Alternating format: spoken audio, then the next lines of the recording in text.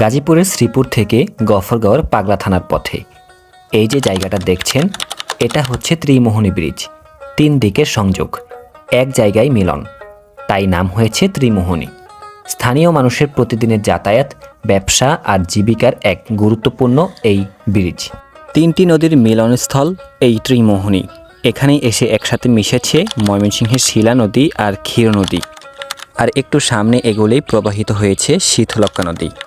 প্রকৃতি আর পানির এই অপূর্ব মিলন এই জায়গাকে করে তুলেছে আরও জীবন্ত, আরও বিশেষ। এই যে দেখতে পাচ্ছেন, বাম পাশে চলে গেল শিলা নদী আর হাতের ডান পাশে চলে গেল ক্ষীর নদী, যেটি ময়মনসিংহ আর গাজীপুরের সীমানা হয়ে বয়ে চলেছে। সামনে দেখা যাচ্ছে সুতারচাপুর বাজার, এই অঞ্চলের মানুষের প্রতিদিনের ব্যস্ততা আর জীবিকার কেন্দ্রবিন্দু। আর ওই যে দেখা যাচ্ছে সাইদুর রহমান মেমোরিয়াল উচ্চ বিদ্যালয়, যা অত্র এলাকার শিক্ষা বিস্তারে রাখছে গুরুত্বপূর্ণ ভূমিকা। এই জায়গায় এলে চোখে পড়বে নদীর তীরে দাঁড়িয়ে থাকা দৃষ্টিনন্দন একটি কাচের মসজিদ। স্বচ্ছ সৌন্দর্য আর নীরব প্রশান্তির এক অপূর্ব নিদর্শন। নদীর বাতাস আর আলো ছায়ার খেলায় এই মসজিদ যেন আলাদা এক মায়া ছড়িয়ে দেয়, যা মুহূর্তেই মানুষের মন কেড়ে নেয়। এই অঞ্চলের মানুষের জীবনযাপন এখনও অনেকটাই নির্ভরশীল নদীপথের উপর। প্রতিদিন যাতায়াতে নৌকায় একমাত্র ভরসা। তবে এই পারাপার সবসময় সহজ নয়, অনেক সময় ঝুঁকি নিয়েই পাড়ি দিতে হয় মানুষকে। এমনকি স্কুলের ছোট ছোট শিক্ষার্থীরাও প্রতিদিন এই নদী পাড়ি দিয়ে যায়, যা সত্যি ভাবিয়ে তোলে। এই নদীকে জীবিকার পথ বানিয়ে নিয়েছেন মাঝিরা। দিনের পর দিন নৌকা চালিয়েই চলছে তাদের সংসার।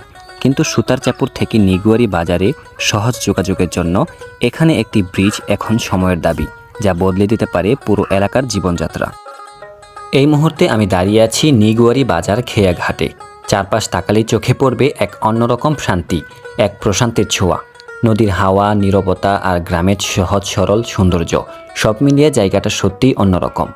এখন পানি অনেক নিচে নেমে গেছে, নদী যেন একটু বিশ্রামে আছে। কিন্তু আর কিছুদিন পরেই বর্ষা আসবে। এই শান্ত নদীটাই তখন রূপ নেবে এক বিশাল জলরাশিতে। চারপাশ থই থই করবে পানিতে, নৌকা চলবে, মানুষের ব্যস্ততা বাড়বে। নদীর বুকে তখন সৃষ্টি হবে এক জীবন্ত দৃশ্য, যেটা না দেখলে অনুভব করা যায় না। এই খেয়াঘাট শুধু পারাপারের জায়গা না, এটা এই এলাকার মানুষের জীবনযাত্রার একটা বড় অংশ। কেউ জীবিকার জন্য, কেউ প্রয়োজনের তাগিদে প্রতিদিন এই নদীর সাথে তাদের গল্প জড়িয়ে আছে। চলুন এবার ঢুকে পড়ি নিগুয়ারি বাজারে। এই হচ্ছে নিগুয়ারি বাজার, গ্রাম বাংলার চিরচেনা এক ব্যস্ততার ছবি। ছোট ছোট দোকানপাট, হাসি, আড্ডা আর দৈনন্দিন জীবনের গল্পে ভরা এই বাজার। এখানকার মানুষজন সহজ সরল, তাদের জীবনযাত্রা খুবই সাধারণ, কিন্তু তাতে আছে তৃপ্তি আর আন্তরিকতা। কিন্তু একটা জিনিস খেয়াল করলাম, কেন জানি দোকানগুলো আজ একটু নীরব। অনেকগুলো বন্ধ হয়ে আছে। হয়তো সময়টা এমন, হয়তো মানুষজন এখনও পুরোপুরি বাজারে আসেনি। তবে আমি নিশ্চিত, যখন এই দোকানপাট খুলে যাবে, মানুষের ভিড় বাড়বে, হাসি আড্ডায় মুখর হবে চারপাশ, তখন এই নিগুয়ারি বাজারটা আরও অনেক বেশি প্রাণবন্ত হয়ে উঠবে।